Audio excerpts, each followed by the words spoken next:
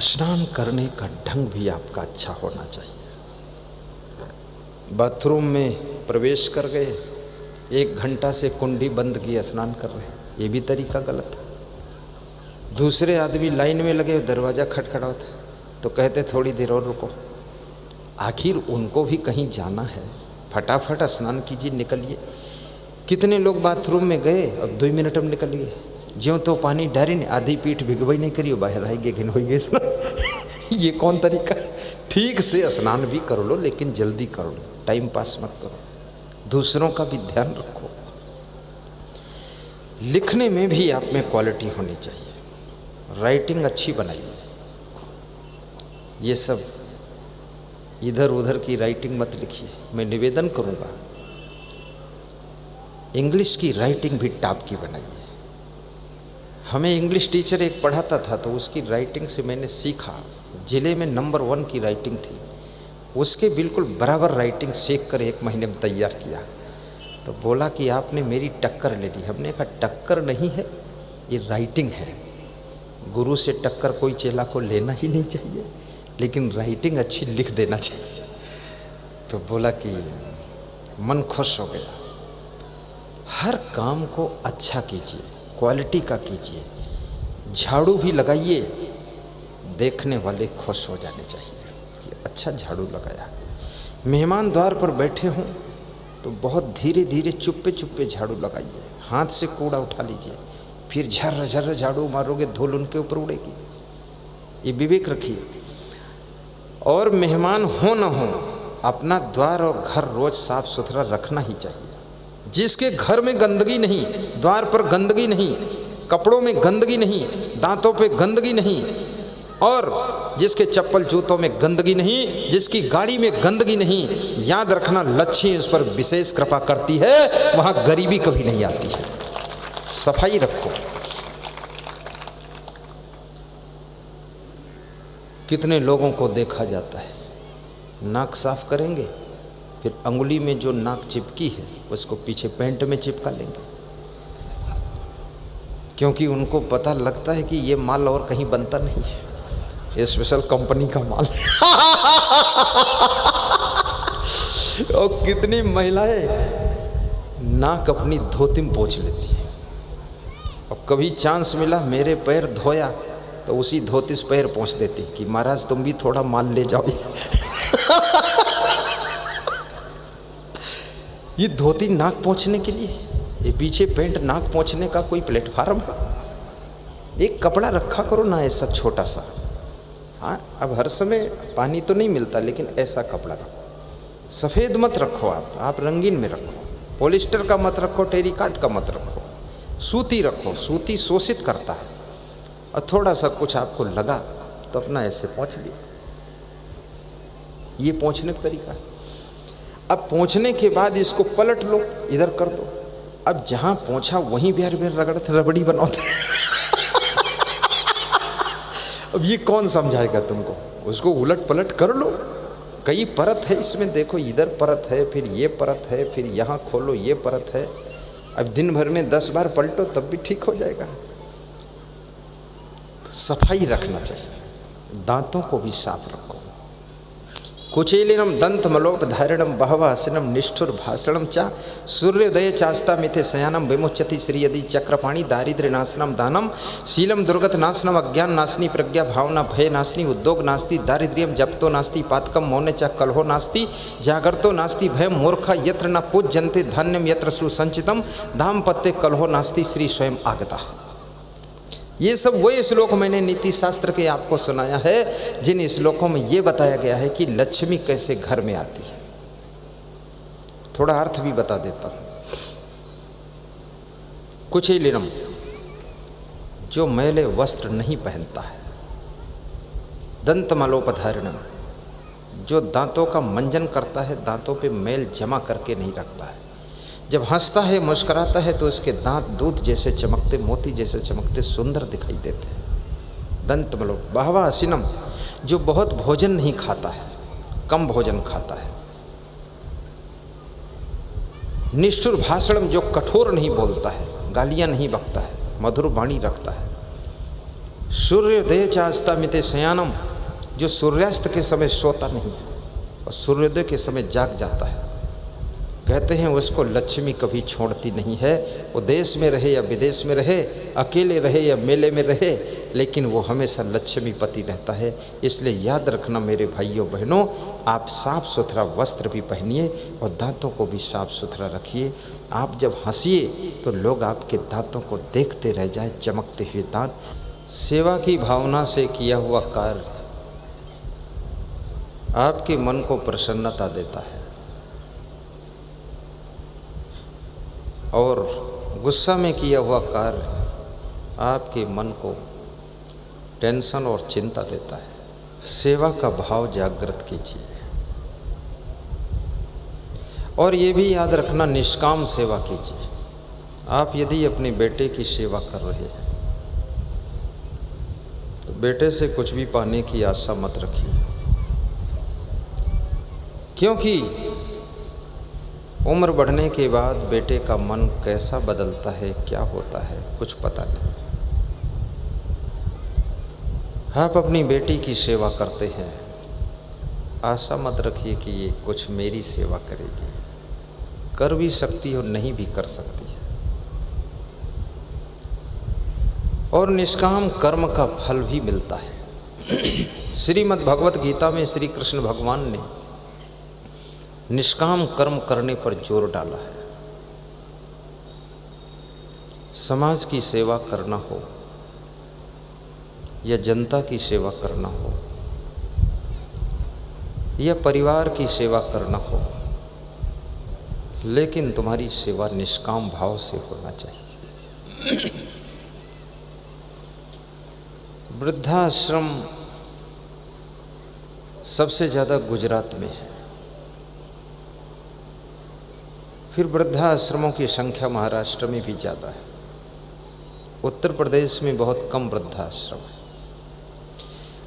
और ये उत्तर प्रदेश का बहुत बड़ा सौभाग्य है कि अपने अपने घर के वृद्ध को अपने अपने घर ही में सेवा कर लो। उनके लिए वृद्धाश्रम बनाने का क्या काम है? जब आप अपने घर के वृद्ध की सेवा अपने घर में नहीं करते हैं तो आपके घर के बूढ़े सब एक वृद्धाश्रम में इकट्ठे होते हैं।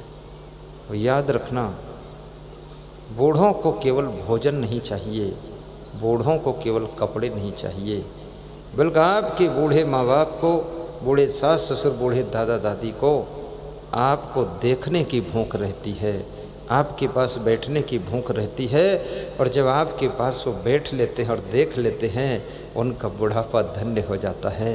तुम उनको वृद्धाश्रम में डाल दोगे तो वहाँ वे आपकी याद कर कर के जल्दी मर जाएंगे। इसलिए उनको अपने घर ही में रखो। और बूढ़े को सेवा करने से क्या होता है, क्या होता है आपको बताता हूँ। तुम मंदिर में भले पूजा करने न जा पाओ, तीर्थ में नहाने न जा पाओ, लेकिन जो वृद्ध हैं, असहाय हैं, कमज़ोर हैं, निर्बल हैं और जिन्होंने आपको बचपन में पाला पोसा है, उनकी जब सेवा तुम करते हो तब तुम्हें चारों धाम में स्नान करने का फल प्राप्त हो जाता है। इसलिए उनकी सेवा करो। मैंने सुना है एक नवयुवक का विवाह हुआ, उसकी पत्नी ने कहा कि आपके पिताजी तो बहुत पहले मर गए, लेकिन ये मम्मी आज तक तुम्हारी मरी क्यों नहीं? इसको भी मर जाना चाहिए था, ये अजर अमर अविनाशी की घूंटी पिए बैठी। तो उसके पति ने कहा कि मेरी माँ है, ऐसी बातें मत करो। तो उसकी पत्नी ने कहा इनको वृद्धाश्रम में छोड़ आइए, यहाँ क्या काम इनका है। तो पति ने कहा कि माँ से मेरा बहुत प्रेम है, माँ के बिना मैं रह नहीं पाऊंगा। एक दिन पति काम से गया था, जब शाम को आया तो देखा घर में माँ नहीं है। आते ही पूछा मेरी माँ कहाँ है? तो उसकी पत्नी ने कहा आपकी माँ को मैंने वृद्धाश्रम में छोड़ दिया। बोले अच्छा, मेरी माँ को लेकर आइए, नहीं तो मैं खाना नहीं खाऊंगा। तो उसकी पत्नी ने कहा नाटक मत करो फालतू खाम खा, चुपचाप खाना खा लो। वृद्धाश्रम में वह सुखी रहेंगे, यहाँ गंदगी करती हैं, कौन उनको उठाएगा बिठाएगा। जाओ, स्कूल में छुट्टी हो चुकी होगी, बच्चे को लाना ही स्कूल से लेकर आओ, यहाँ रो धो मत, बच्चे को ले आओ। तो बच्चे को लेने के लिए गया उसका पति, और जब आया लौट करके तो बच्चे को नहीं लाया। तो पत्नी ने पूछा बच्चा कहाँ है? तो बोले उसको मैं अनाथ आश्रम में छोड़ आया। जैसा को तैसे मिला मिला, कीच में कीच, नीच में नीच। तो पत्नी रोने लगी कि बच्चे के बिना तो मैं नहीं जी पाऊंगी, ज़्यादा फुट फुट कर रोने लगी। बोले तू बच्चे के बिना नहीं जिएगी, मैं माँ के बिना नहीं जीऊँगा। यदि तू मेरी माँ को ले आए तो मैं तेरे बच्चे को फिर ले आऊँगा। तो उसकी पत्नी वृद्धाश्रम जाकर 2 घंटे में माँ को लाकर घर में बिठा देती। वो कहा मेरे बच्चे को लाओ तुम। वो गया और 5 मिनट में बच्चे को लेकर आ गया। पड़ोसी के घर में ले जाकर बिठा दिया था, अनाथ अनाथ आश्रम नहीं ले गया था। बोले इतना जल्दी ले आए? बोले पड़ोसी के घर बिठाया था, क्योंकि बच्चा तो मेरा भी है, मैं अनाथ आश्रम में कैसे छोड़ सकता हूँ, लेकिन तुमको सिखाने के लिए मैंने पड़ोसी घर छोड़ दिया था। तो इतनी देर में तुम तड़फ गई, तो जिस माँ ने मुझको जन्म दिया है उसको वृद्धाश्रम छोड़ोगी तो मैं कितना तड़फ जाऊंगा, ये भी सोचना चाहिए। और वह बहू महान है जो अपनी सासू में माँ का रूप देख लेती है और अपनी सगी माँ से ज़्यादा सासू की सेवा कर देती है। याद रखना, तुम जो सासू की सेवा कर रही हो, ससुर की सेवा कर रही हो, ये सेवा का पुण्य इकट्ठा हो रहा है। जब तुम्हें वृद्धावस्था आएगी, तुम सासू बनोगी, ससुर बनोगे, तब तुम्हारे भी बहुएं तुम्हारी सेवा करेंगी। उसका तुम पूरा पूरा पुण्य इकट्ठा कर रहे हो, इसलिए उनकी सेवा करना चाहिए। हमारा धर्म हो सेवा, हमारा कर्म हो सेवा, सदा सत्संगियों में मिल हमें सेवक बना जाना। और अपने घर में भजन कीर्तन करने की मैंने आज प्रेरणा दिया है। यहाँ साहित्य की दुकान पर एक पुस्तक बिक रही जिसका नाम भजनावली है।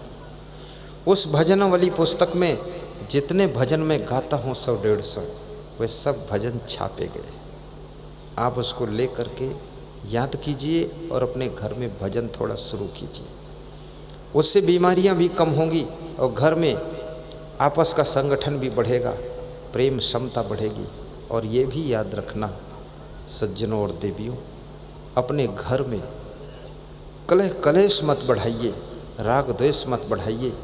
किसी से भूल चूक हो जाए तो उसकी बात को भुलाइए और उसको क्षमा भी कीजिए और उसको अच्छी राह पर चलने की प्रेरणा भी दीजिए। परिवार में क्षमा करना बहुत ज़रूरी होता है। और कुछ ऐसी किताबें भी पढ़ा करो जिससे आपके मन को शांति मिले। यहाँ साहित्य की दुकान पर, शायद दुकान यदि लगी होगी, एक जीने की राह पुस्तक है, एक सुख की खोज पुस्तक है, एक बरसे कंबल भीजे पानी पुस्तक है, और ऐसी कई पुस्तकें हैं जिनकी एक एक लाइन बड़ी महत्वपूर्ण है। उनको खरीदिए और पढ़िए, अध्ययन कीजिए, टाइम मत पास कीजिए। अपने घरों में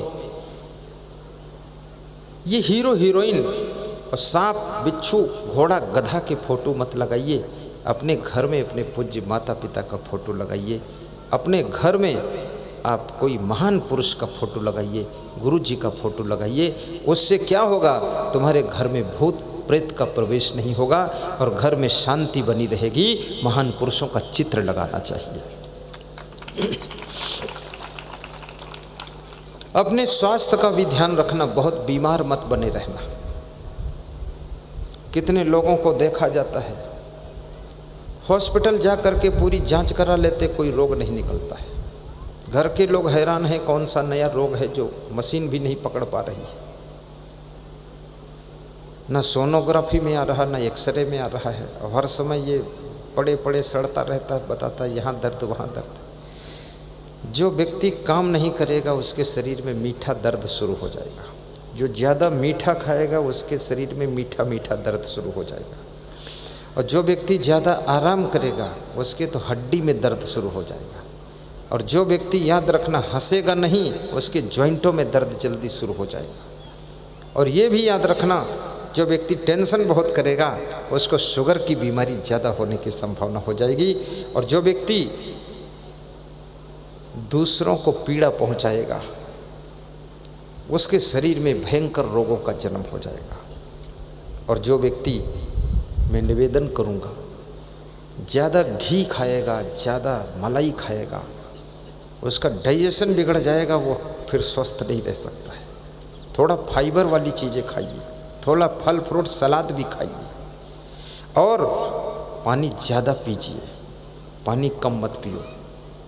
और आयुर्वेदिक दवाओं का प्रयोग भी करो। अगर कोई बीमारी आती है तो आयुर्वेदिक दवा पहले लीजिए आप, उससे आपका स्वास्थ्य अच्छा होगा। हमारे सभी भक्तों को हम धन्यवाद देते हैं। सांसद श्री मुकेश राजपूत जी लोकसभा फर्रुखाबाद से पधारे हैं, उनको भी व्यास गादी शुभकामना कर रही है। और हमारे भूरे सिंह ईंट भट्ठा मालिक परम भक्त, उनको भी हम धन्यवाद देते हैं। और हमारे श्री मुकेश भैया जो अलीगढ़ से आए हैं, 1.5 कुंटल पेठा लाए हैं आपके प्रसाद के लिए, उनको भी हम धन्यवाद देते हैं। और हमारे ये अखिलेश राजपूत जो कि इस गांव के प्रधान हैं, अभी मैं उनसे पूछा नहीं कि आपका कैसे मन हुआ मेरा सत्संग कराऊं, अब रात में पूछूंगा उसकी भूमिका क्या रही है। एटा ज़िले में पहली बार मैं एंट्री हुआ हूँ और मुझे तो बहुत अच्छा लगा। मैं ऐसा देखता हूँ जिधर वो ज्वार बाजरा लगा हुआ है, धान खूब लगा हुआ है, और मक्का भी यहाँ लगा हुआ है, और फसलें सभी होती हैं, हरियाली बहुत है।